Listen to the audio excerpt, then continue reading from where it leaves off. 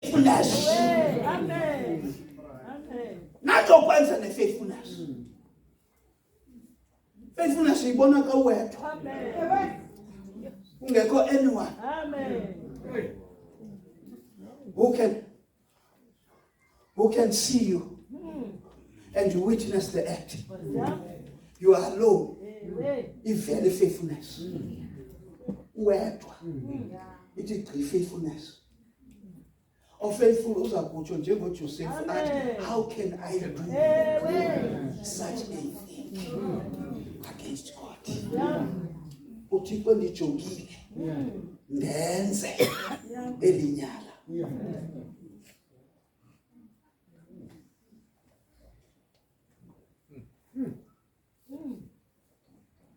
Bamgoqa nkalo zonke abafumana nto kuye uDanyeli. Kuphakama ikhule phakathi kwabo lithi ukuze simfumane uDanyeli.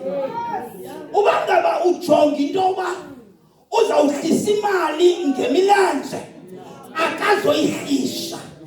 Iincwadi zakhe ziyabhalansa. Uba ngaba ucinga into yoba uzawukhuthuza uThixo ngeshumi neminikelo akazoyenza loo nto. He's faithful. Kaloku anangayithethi le nto. Inkonzo ibhatalela loo nto. Ithema lingathethi ngezinye izinto. Manje ziyeke zonke lezi zinto. Thetha ngale. Ngoku laa mzalwane uyayikaptcharisha le. Ubosi wami uzayibona le. Usishonke makangaze ngithetha nangasishumi. Amen. Thembeka nakuso isinto nkane isishumi sikaThixo. Ithi iBhayibhile, he was faithful. He was faithful. Bathi abantu sakumbona simbhaqe only if we put him against his God. Ubangaba siyamqabanisa noThixo wakhe, simenze aqabane noThixo wakhe, kulapho sambamba singamqabanisa njani noThixo wakhe?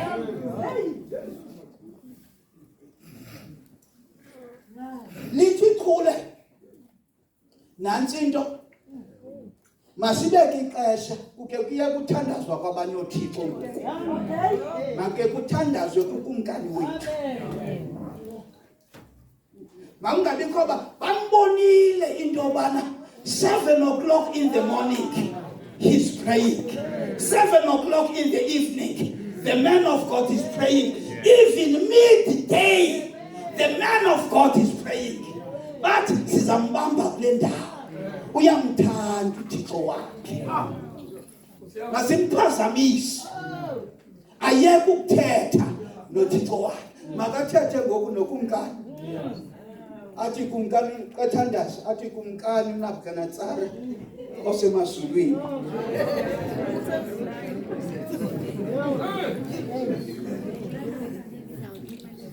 Makungabikho anyone who prays to any other God.